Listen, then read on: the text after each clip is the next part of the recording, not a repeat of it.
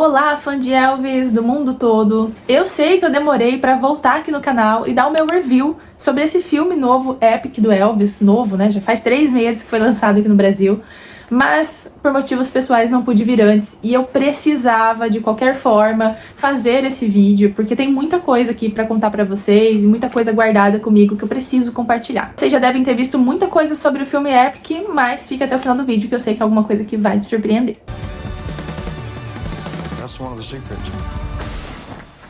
Bom, eu achei que já tinha visto tudo sobre Elvis Presley, mas aí veio esse filme do Baz Luhrmann também, Epic, Elvis Presley in Concert, que não é uma continuação do filme lançado em 2022, tá? Aquele filme é uma cinebiografia ali de Elvis, contada pelo seu agente, seu empresário na época, o Coronel Tom Parker. Inclusive já tem um vídeo falando sobre esse filme aqui em cima, eu vou deixar linkado pra vocês. Mas é claro, se vocês quiserem que eu traga ainda comparações entre esses dois filmes, né, e documentário, filme e documentário, posso trazer aqui novamente no canal. Esse filme não é apenas um documentário, ele é como se fosse uma máquina do tempo, porque a gente é transportado para um show do Elvis, praticamente é isso, tá? Então hoje a gente vai falar de tudo que tornou esse filme tão impactante. As cenas que foram restauradas, a experiência dos fãs pelo mundo inteiro, as críticas, os números de bilheteria e principalmente o porquê esse filme fez tanta gente sentir que Elvis ainda está vivo e nos palcos. Também dirigido por Baz Luhrmann, esse projeto nasceu depois que ele encontrou mais de 59 horas de filmagens guardadas em minas de sal no Kansas. Assim, parece coisa de filme, né? Realmente, pra nós é até meio distante entender isso, né? O que são minas de sal no Kansas? Bom, lá estavam guardadas filmagens raríssimas de Elvis. Grande parte desse material vinha de apresentações em Las Vegas, de 1969 a 1976. Incluía ensaios, bastidores e outras gravações, monólogos do Elvis, que antes nunca foram exibidas para o público em geral. Sim, nós tivemos pessoas, inclusive aqui no canal, comentando que essas imagens já circulavam pela internet, que não era novidade alguma. Em parte, essa pessoa está correta, tá? Nós fãs já tínhamos visto pequenos trechos espalhados pelo YouTube, mas são gravações antigas, com imagens deterioradas, versões vazadas que não eram completas. E nisso a gente vê uma diferença enorme. O que foi divulgado agora são imagens oficiais, numa qualidade absurda de restauração. E querendo ou não, também temos imagens inéditas, tá? Então várias cenas de bastidores, aquele momento pré-show, né, que o astro tá ali se preparando para subir no palco, tá conversando com a banda, o próprio Elvis contando dos seus sentimentos, da sua relação com a música. Isso foi o que mudou completamente a experiência do filme. Algumas cenas estavam sem áudio, então nesse material que o Baz conseguiu, foi preciso restaurar o áudio com o uso de tecnologia moderna, tá? O que a gente conhece aí por inteligência artificial, o que justifica aí o orçamento desse documentário em torno de 12 milhões de dólares, tá? Nossa, mas tudo isso num documentário, gente, além de toda essa edição, envolve muita coisa, né? Existe toda uma questão aí de licenciamento desse projeto. Os negativos que foram encontrados nas minas de sal pertenciam à MGM, que posteriormente vendeu a Turner e hoje faz parte do acervo da Warner. Então vocês imaginam toda uma negociação envolvendo essas partes interessadas. Além disso, tem os direitos do próprio Elvis, administrado pela Elvis Enterprise, hoje controlada pela Authentic Brands Group, e também os direitos musicais ligados à Sony. Mesmo que essas empresas entrem como produtoras desse projeto, isso não exclui a possibilidade de participação nos lucros, acordos de distribuição e divisão de receitas, tá? Então nada é de graça. Ou seja, estamos falando aqui de um projeto gigantesco de preservação histórica e musical.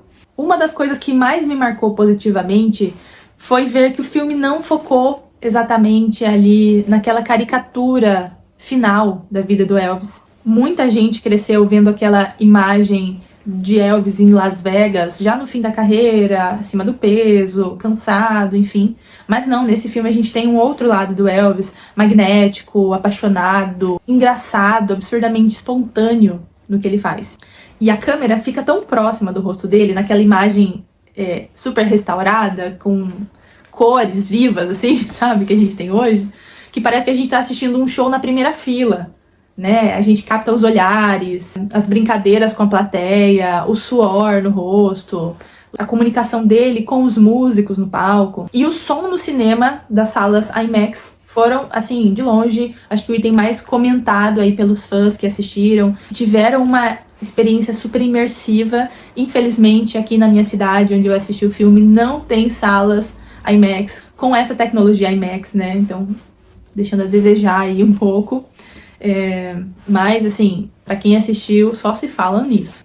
E vendo isso, é muito fácil entender como as pessoas enlouqueciam assistindo os shows dele, né? A gente tem várias cenas aí que o pessoal tá se descabelando lá, chorando, assim, gritando. Muito fácil de entender, tá? Não é difícil, não. Outra coisa interessante aqui é que é difícil classificar o Epic. Ele não é um concert filme e ele também não é um documentário tradicional. Normalmente, os documentários acerca de um famoso tem familiares, jornalistas, pessoas próximas a ele contando a história da pessoa.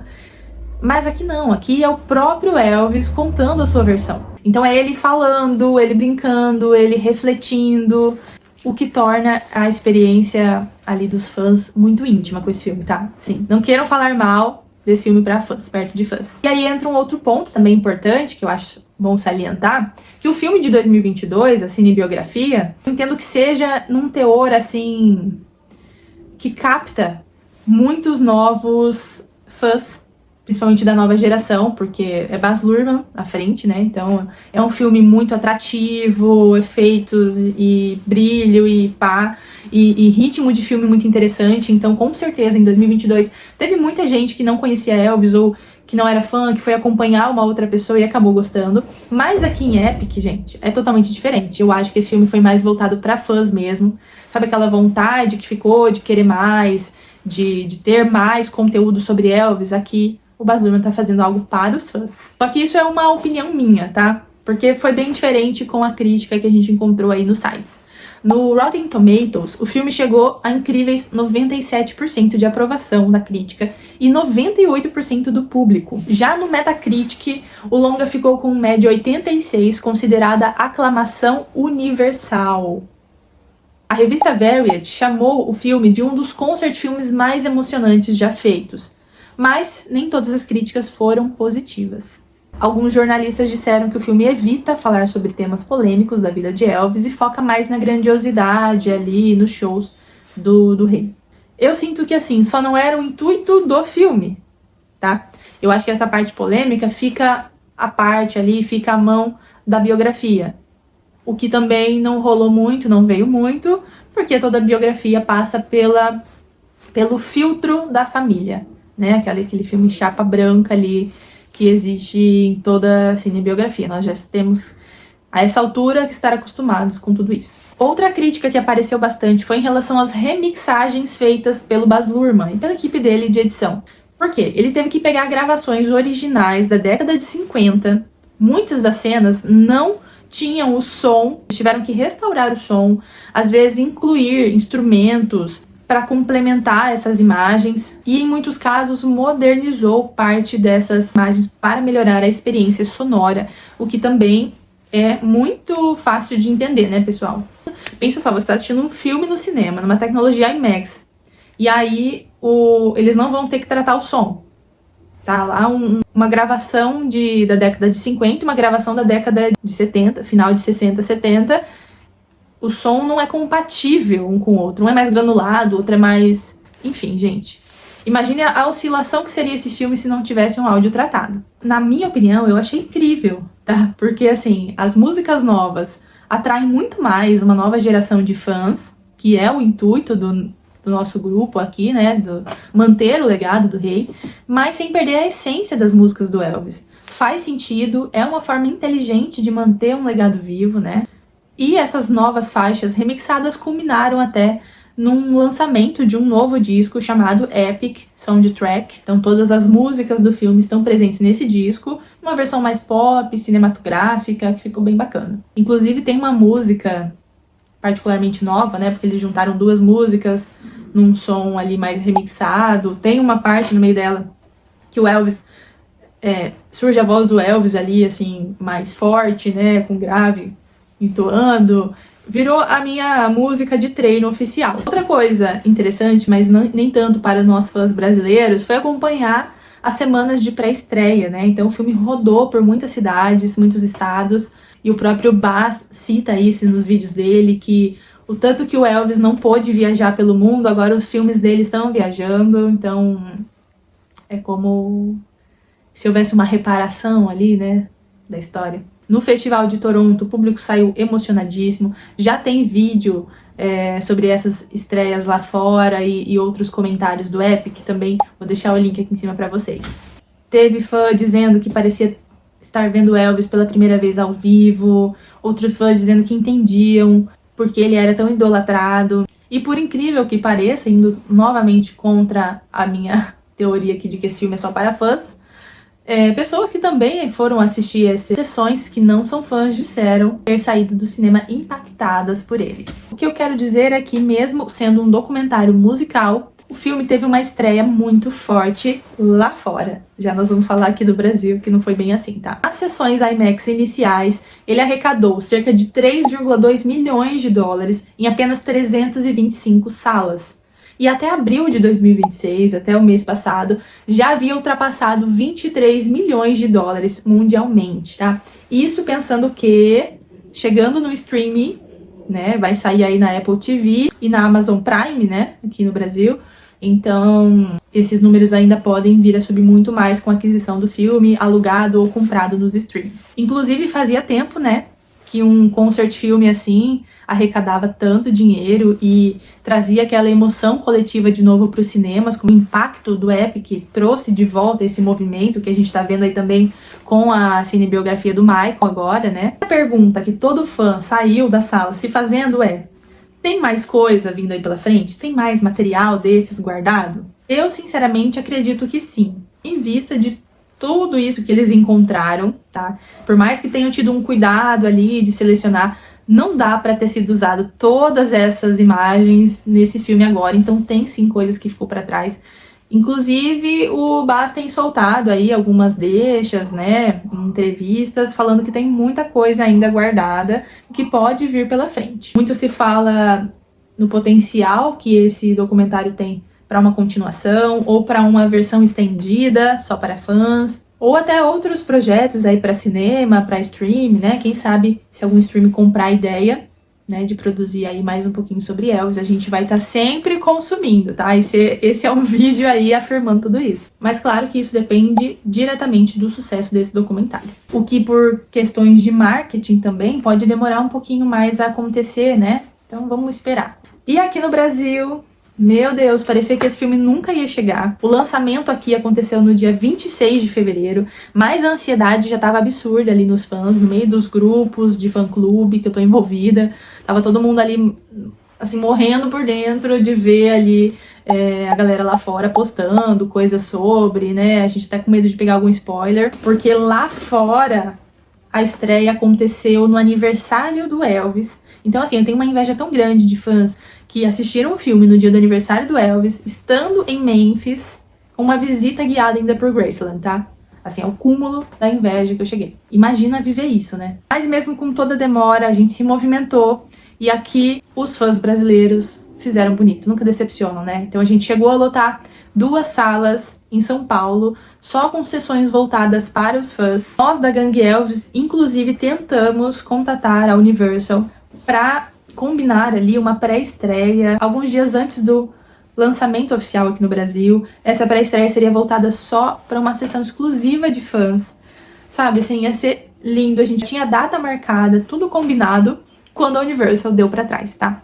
Eles alegaram aí motivos de medo de pirataria, vazar imagens gravadas no cinema, enfim, né? Coisas que, assim, dá para entender os dois lados, mas a gente ficou com o coração na mão. O que eu acho uma pena, tá? O Brasil tem fãs, assim, apaixonadíssimos por Elvis.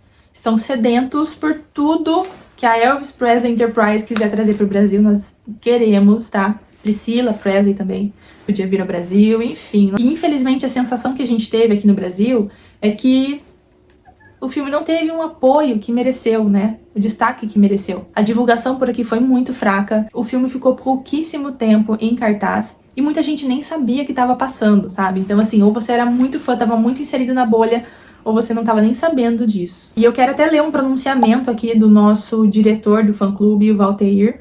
Ele diz assim: voltando a Baz Luhrmann, precisamos agradecê-lo pelo que tem feito por Elvis e por cada um de nós. Agora ele está pensando num musical. Como ele tem essa informação, eu não sei, tá? Valteir, hello, diga pra nós. E depende da repercussão do Epic. Então, galera, tá no stream já, tá? Vai assistir, vai alugar, vai comprar, vamos dar valor aí que a gente tem. Contate-o e conte a ele as suas impressões. Ele também precisa saber o que está acontecendo com o Epic no Brasil. O Baz, gente, ele é super acessível nas redes sociais, tá? Então, se você comentar lá nos posts dele do Instagram, ele vai ler. Pelo menos a equipe dele vai ler. Tem contato de e-mails, enfim, tudo muito bem acessível pro fã. Então, aqui no Brasil, não há cartazes divulgando o Epic, não está sendo exibido o trailer, não há divulgação na mídia escrita, falada ou televisiva, apenas os fãs se manifestam pelas redes sociais. A programação oficial da estreia só foi conhecida 3 dias antes. Como é que o admirador comum de Elvis, que não está inserido em grupos de fãs, vai tomar conhecimento da exibição do Epic? Como o público em geral vai saber da estreia e exibição do Epic se não há divulgação? Qual o papel da Universal? Deixamos aqui os contatos do Instagram para a manifestação de cada um de vocês. E aqui os contatos para vocês também se manifestarem e reclamarem, tá? Deixarem a sua denúncia, suas impressões, enfim. Passada essa indignação, voltamos aqui. Bom, gente, o Epic traz a humanidade de volta para Elvis. Ele não era só um ícone, ele era um ser humano apaixonado pela música, pelos fãs. O lugar dele era no palco. É isso que faz o filme funcionar tão bem. Ele traz essa presença do Elvis mais próxima de você. Parece que você tá ali, assim, de braços abertos, entregue. Mas a sensação mais maluca que esse filme deixa é como um cara falecido já há 50 anos ainda faz sucesso. Como ele consegue ainda estar lançando música nova, gente. Como ele consegue surpreender a comunidade dele de fãs. Que já leu tudo sobre ele, já estudou tudo sobre ele, já ouviu todas as músicas. Cara, isso é insano. Tá? Eu não sei que outro cantor tá fazendo a mesma coisa que ele, agora não. Insano e lindo ao mesmo tempo, né? Pra nós, assim, tô falando nós, eu me encaixo muito. Eu sou essa nova geração de fãs aqui que tá tentando levar o legado de Elvis pra frente e poder assisti-lo em uma alta qualidade, numa telona, sem granulação, sem distorção de voz. É como se a gente realmente estivesse ali vendo o Elvis em pessoa. Então, Baz Luhrmann, muito obrigada. Muito obrigada, porque isso não foi só uma restauração de imagens esquecidas numa mina de sal. Isso foi uma preservação de memória. É histórico, gente. É épico, né? Como o próprio filme diz. E pra encerrar, eu tenho uma curiosidade, mas antes quero saber de você. Comenta aqui embaixo se você já assistiu o filme, o que você achou. Se aí na sua cidade o filme foi divulgado, como você ficou sabendo dele. Ou se não, se você ficou descobrindo o filme agora, só assistindo esse vídeo. Conta aí pra mim que eu quero saber. Também não se esqueçam de deixar um like nesse vídeo e se inscrever no canal Viva Las Vegas. Muita gente assiste o vídeo, comenta, mas esquece de se inscrever e dar mais engajamento para um canal aqui que tá começando, né? Nova legião de fãs. Vamos manter o Elvis sempre vivo, né, gente? Viva Elvis sempre. E antes desse vídeo acabar, eu preciso comentar com vocês algo que aconteceu ali no final do filme que poucas pessoas se atentaram, tá? Como eu falei, o Elvis que conta toda a vida dele, é uma versão contada por ele mesmo, mas tem uma única fala nesse filme ali no final, um poema, na verdade, que é recitado por um fã do Elvis. Nada mais, nada menos que Bono, vocalista do U2. Alguém sacou isso? O Bono sempre foi um fã da carreira do Elvis e, conversando com o Baz Luhrmann, o Baz o convidou a ler um poema que ele escreveu há mais de 30 anos atrás. Originalmente, esse texto era conhecido como Elvis Ate America. E a forma como ele é narrado no final do filme, uma coisa meio onírica, assim, é lindo. Eu vou deixar o link da narração, porque se eu pôr aqui, obviamente vai pegar direitos autorais, vai estar aqui embaixo na descrição do vídeo, para você ouvir no original. Mas fiquem agora com a minha narração e tradução. Elvis não apenas cantou para a América, ele devorou a América. Absorveu seus excessos, seus sonhos, suas dores. Era belo demais para ser comum, intenso demais para desaparecer. Elvis era o sonho da liberdade, mas também da solidão. Um homem tentando carregar o peso do próprio mito. E mesmo agora, depois de todos esses anos, ainda procuramos por ele nas luzes do palco. Porque algumas vozes não acabam quando o cantor parte. algumas vozes permanecem ecoando para sempre. Um beijo e até o próximo vídeo do canal.